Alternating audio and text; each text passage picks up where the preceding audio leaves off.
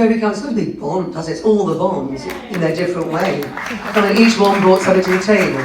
So, yeah, all the Bonds. Is that okay? Is that allowed? Who's your Just favourite? looking down like it's not the answer I wanted. Do you have a favourite character, darling? Are you being coached there? Oh, that's Okay, we're gonna... Jaws. Oh, Okay. As long as it's on your side. On your side. Yes. Well done, thank you for that. Right, whoever's going to take the next question, it better be a good one to follow that. So where is my next brave hand up? Ah, very brave man there with the rather nice glasses. Wait for the microphone, please. And tell us who you are and what's your question. Hi, my name's Joe. Everyone I've spoken to just absolutely adores Roger Moore, maybe not Grace Jones so much, but I was just wondering what it was like working with that marvellous man. I loved him. He was a gentleman, he was funny, he was, I was going to say self-deprecating. I think he was really happy to be doing the job he was doing and loving it. Sorry, I'm in a display, I know. Get her off.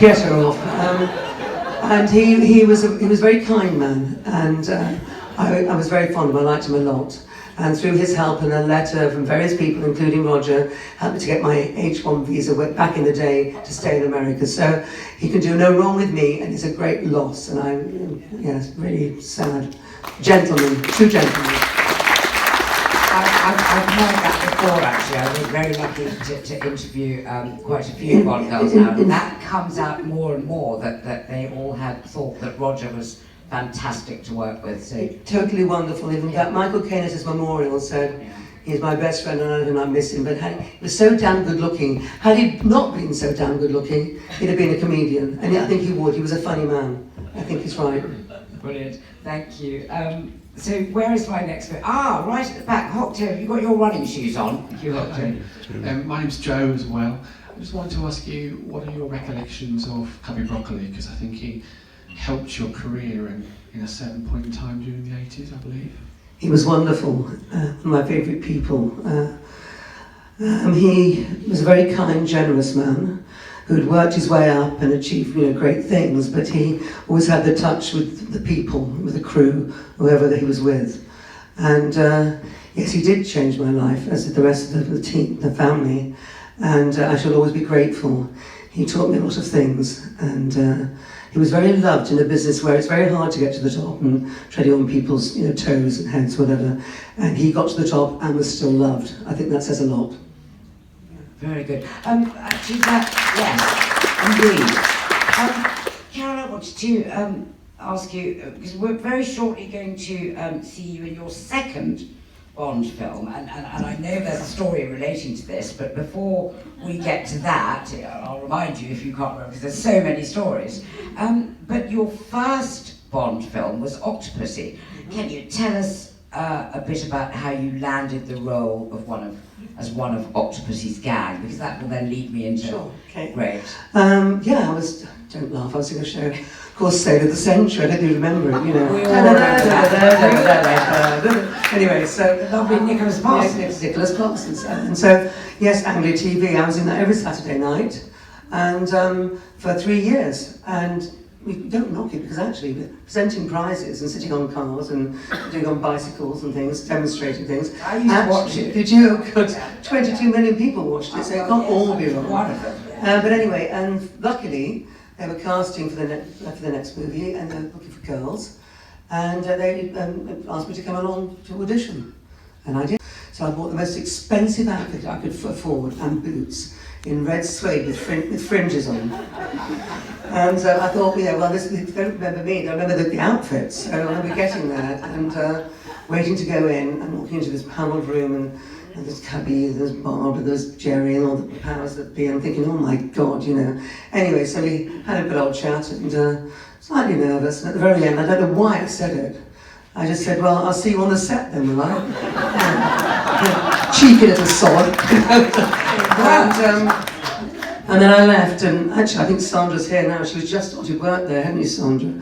And she finally turned to the other secretary and said, "Oh, that looks like trouble," you know. And so, yeah, I went home, and of course we didn't have mobile phones, thank you, phones then. And I got a message from my agent and my answer phone said, "I don't know what you did, but they want you to go back and wear the same outfit." I thought, thank God for that, I can't afford anything else, you know. I can't afford another suede dress. Anyway, so that's how I got the job. Yeah, that's brilliant, and that sort of does lead me on to...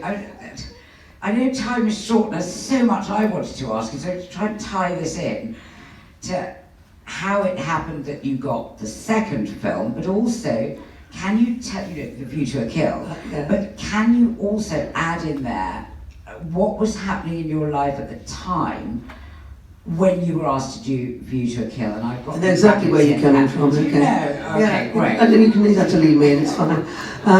Well, I finished the Bond, the Octopussy, I'd done a world tour. It had been quite an amazing adventure of my life, and I got back to Parsons Green, 213 New Kings Road, and I'm cleaning the cat that belonged to a friend's cat, a flatmate, doing my laundry. I'm thinking, this is exciting, where do I go from here then? What happens now?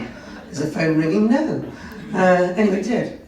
And it was John Glenn, but I said, "Carole, it's John." I said, "Oh, hi, John." I said, I said, "You never guess what I'm doing now." I'm cleaning the cat, and I'm doing the laundry. And he said, "Carole, it's right, we're just casting for the next film now. Have you got big tits and can you whistle?" and I went, "Well, they're kind of medium, really, and I can whistle really badly inwards." "Well, that do." He went, "I'll have to stuff you here and dub you. You know, it'll be fine, yes." So, "Do you want the job?" And I went, "What?" He said, "Yes, it's for the whistling girl that can't whistle." You know. Anyway, so I was very thrilled that I got onto the next film, and it was only a short run, not compared to Octopussy, but doing the cabaret artist to the top of the Eiffel Tower, and then went off on tour again, because I hadn't been to everywhere quite that first time round. So they put me on another tour, which was fantastic. So for 4 years I was bonding, and it was life-changing. Yeah, because I did want to talk to you a bit about the travelling. The audience is fantastic. Can you come again? They're all paid, for God's sake. I'm sure that's not true, but what a great audience. I wanted to talk a little bit about the travelling, and also there's some other funny stories about, you know, India and then not India. No. I mean, did you want to, could you tell us a little bit about, because one thing I do find in the past with interviewing the other Bond girls that I would choose, this great sort of storytelling about the bits. Well, there's always behind things, the you know, behind the scenes are always more fun, isn't it? Yeah. And, well, it's not more fun than the film's Well, wonderful, it's a but it's, you know, different- there's another take on it. Yes, so in India, well, yes, in India, of course, we're filming in the heat, hot, scantily clad, and it's still damn hot. And but when we come back to recreate the scenes back at Pinewood, it is now by then November, and we have to wear the same outfit, so obviously continuity, and recreating the castle, whatever, the fort. And we are there, scantily clad, with virtually, you know, icicles coming on the inside of it. It was freezing cold. And then the first day when going back to India, the first day we got there, I think I got overexcited like I normally do, and was having a water fight with a photographer in this beautiful Lake Palace hotel. And so I was losing a little bit there with the water, so I got behind the fountain and just went swoosh and hit him. He chased me, I ran off, and I slid aquaplane into the wall. Smack into the wall, and split my toe, opened it up, and collapsed on the floor. Drama queen. And then Rocky Taylor, I remember the stuntman came, carried me to my room, and they wanted to remove my toenail, bind it up with a big slipper and what. I thought, it's the first day of filming tomorrow. What am I going to do with this? Anyway, so I managed to bind it up, and I know when they started this massive scene filming with all the girls, the boats, the helicopters, the whole kit and caboodle. There was John going, right, okay, boats, girls, rowing, slipper, action. So, yeah, so I was a pain in the neck from the very first day, but they remembered me, the girl in the slipper, the pest, the nuisance, the naughty one. Absolutely. Ultra, how are we doing for time? I know I've been told to not overrun. A few minutes. Okay. So let's take another question from the audience. Do we have, I have a lovely gentleman here next to the lovely lady who asked her. Your question better be as good as Yes. So what is it, darling? What's your Who's name? your favourite Bond? Here we go again. Leo, how can you do this to me? Well, Roger's my favourite because he was my Bond, and he was very special to me in my life, and I knew him very well. But having said that, having met all the other Bonds as well, they were all very obviously charismatic and wonderful. They all bring something to the table. They were all great. But my Bond was Roger, so I suppose it's extra special because of that reason. Is that okay? That's wonderful. And do we have one last question? Yes, hand up there. Lovely lady, very nice hair. What's your It's a wig. name? And, No, she's got great hair. It's Caroline. So this is not so much a question as an embellishment to Carole's stories. So I was lucky enough to be in a Bond film with Carole, and so could you give us all your names? It's Caroline Hallett. Thank you. Everybody knows. Quite right. however, we went on tours together, as Carole has mentioned, and we had to promote the film. So we were all behaving terribly well, or I was, as we were flown to the Sicilian Film Festival in Taormina, and I was dressed in my best white coat, a really elegant and fine club, and Carole smashed a bunch of grapes on the back of my neck. This is on the plane. This is on the plane before we even arrived in Sicily. So I'm just saying, yeah, when she says she was naughty, I'm just backing that little bit of the story up. She's not joking, is she? But I will also say she's one of the best girls you'll ever meet. The smartest, funniest, kindest, and just beautiful. Stop it. I concur. Ladies and gentlemen, time has beaten us, I would say. Can I please have a huge, huge round of applause for Carole Ashby. Thank you. And also, a lovely round of applause for the producer of the Odyssey, Graham Root. If it wasn't for Greg, nothing would have happened. Exactly. Now, we are now going to have a 10 to 15 minute break. Not you again. Not me again.